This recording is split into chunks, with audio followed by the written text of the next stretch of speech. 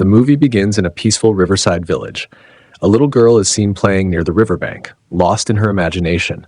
Her father arrives and gently warns her not to play too close to the water, saying, "There's a demon in the river, and it drags little children away." The little girl, slightly scared, stares silently into the water. Suddenly, her father pops up from beneath the river's surface to playfully scare her, turning her fear into laughter.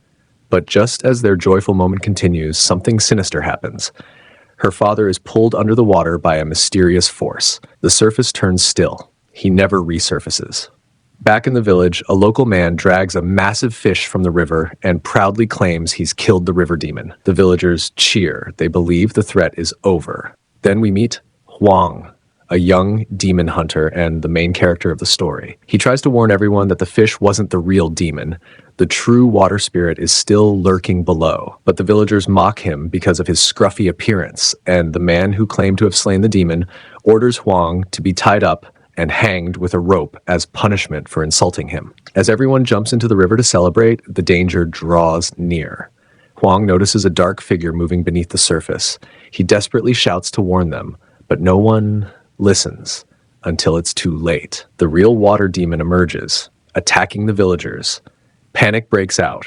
Many drown. Those who survive scramble to hide on land. Still hanging, Huang shouts instructions, telling the villagers to play dead to avoid attracting the demon's attention. Despite their earlier cruelty, he still tries to help them, because, above all, Huang has a kind heart. Suddenly, the little girl from earlier runs toward her mother in fear, but the demon snatches her away. The mother jumps in to save her daughter, only to be killed as well. Tragedy unfolds in front of the horrified villagers. As the water demon prepares to attack another child, Huang breaks free and saves him. The villagers and a strong woman team up to force the demon out of the river. The creature transforms into a humanoid form and begins attacking Huang. He starts chanting sacred Buddhist verses in an attempt to weaken the demon, but the monster is too strong. Just then, a woman appears, a fierce demon hunter. Unlike Huang, she shows no mercy. She uses magic to strike the demon down and eventually captures it, transforming it into a tiny demon doll using her enchanted bangle. The villagers, now safe, cheer for Duan. She asks Huang who he is, and he introduces himself as a fellow demon hunter. He shows her his Buddhist nursery rhyme book, which Duan mocks, flaunting her magical weapon in contrast. With a smirk, she walks away. Later, Huang visits his master to discuss what had happened. The elderly demon hunter listens calmly and then reveals a surprising truth. Long ago, he begins, the water demon was once kind-hearted. He even saved a child from drowning, but the villagers misunderstood. They thought he was trying to harm the boy. Out of fear and ignorance, they killed the demon and dumped his body into the river. That pain and betrayal turned him into the very monster they feared. Huang, puzzled, asks whether the nursery rhymes from the Buddha's book actually work. His master replies with certainty, yes. These chants hold true power. Any demon, no matter how corrupted, can find peace through them. Still eager to prove himself, Huang says, "But I want to be a true demon hunter, like the others." His master gently stops him. Killing is never the answer. Real power lies in understanding and compassion. That's what separates you from the rest. The scene then shifts to a couple wandering into a quaint restaurant deep in the jungle. The place is strangely empty. As they step inside, the doors creak shut on their own. A waiter greets them, offering freshly roasted pig. The couple finds the food incredibly delicious and praises the chef.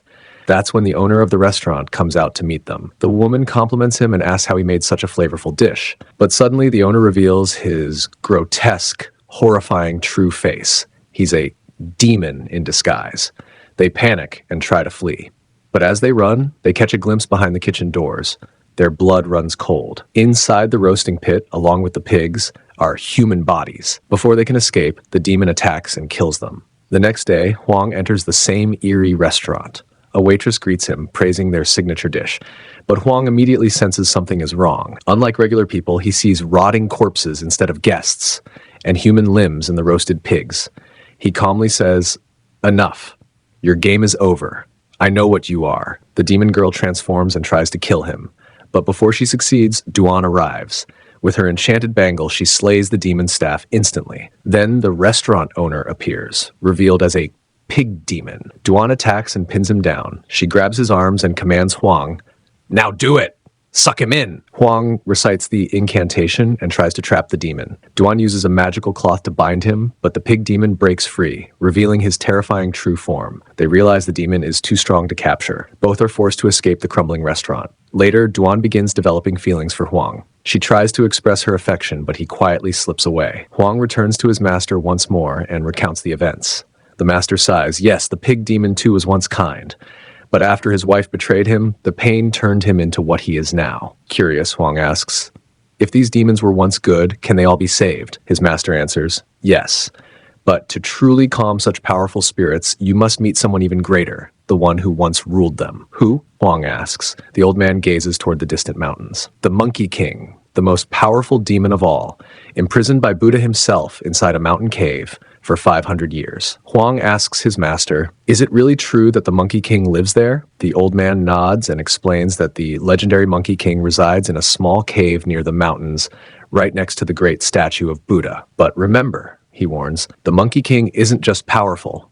He's incredibly clever. Don't fall into any of his tricks. With that advice, Huang sets off on his journey. But while walking through the forested mountains, his foot suddenly gets caught in a trap. A group of strangers arrives, one of them wearing Duan's magical bangle around his neck. We are demon hunters, they declare, surrounding him. Huang is shocked when he sees Duan captured among them. She urgently speaks out, he's my husband. We're not demon hunters. Please let us go. Suspicious, the group demands proof. Duan whispers to Huang, just tell them we're married. If they don't believe us, they'll kill us. Trying to prove their relationship, Duan starts pretending to flirt with Huang, an awkward and exaggerated performance. But then the truth is revealed. These weren't strangers at all. They were Duan's people. She had staged the entire scene just to get closer to Huang, as she had secretly fallen in love with him. When Huang finds out the truth, he's furious. You tricked me, he says, trying to leave.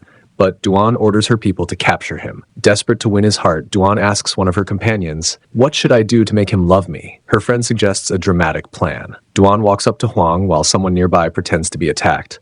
Duan starts saving the person by beating the attacker, but she accidentally hurts Huang instead. Suddenly, they all hear a strange and terrifying noise. The pig demon appears once again. Duan tells her group to move the carriage and flee, but the pig demon charges at them, smashing the carriage. In a selfless moment, Duan pushes Huang out of harm's way. Huang rushes to her side, finding her unconscious. As he holds her, Duan opens her eyes and giggles. Now it's clear. You do love me. But Huang firmly replies, no, I don't. Just then, 3 more demon hunters arrive and manage to drive the pig demon away. However, the new hunters immediately start arguing among themselves about whose powers are strongest. Huang, frustrated, interrupts, you're demon hunters. Instead of fighting each other, fight the real enemy together. One of the hunters mocks him, calling him poor. Duan stands up for Huang, but he brushes it off. You're only distracting me from my mission, he tells her. I have a goal to fulfill. When she sees he's serious, Duan reacts emotionally. She tears apart the book of Buddha's nursery rhymes in front of him. But Huang doesn't even flinch. He turns and walks away with quiet determination. Eventually, Huang reaches the mountains. But to his surprise, he sees no statue of Buddha.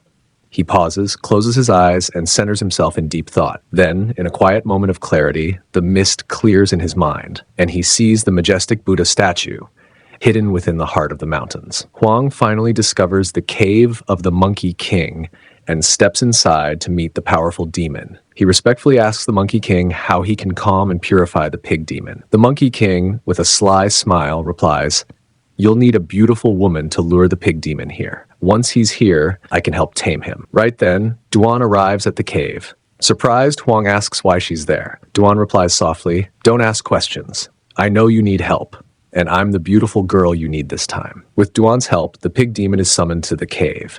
The pig demon bursts in, furious and aggressive, but the Monkey King swiftly traps him, pulling him deep into the cave.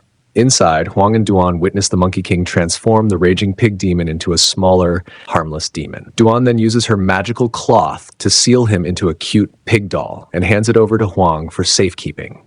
In a surprising moment, Duan converts her magical bangle into a ring and places it on Huang's finger, hoping to express her feelings. But Huang, still distant, grabs a stone and tries to break his own finger to remove the ring. Duan silently removes the ring for him and returns his Buddhist nursery rhyme book. I'm illiterate, she says softly. That's why it took me 3 days to fix this for you. I'm sorry. She turns and quietly walks away. As Huang prepares to leave, the Monkey King calls him back into the cave. Is it a lunar night? He asks.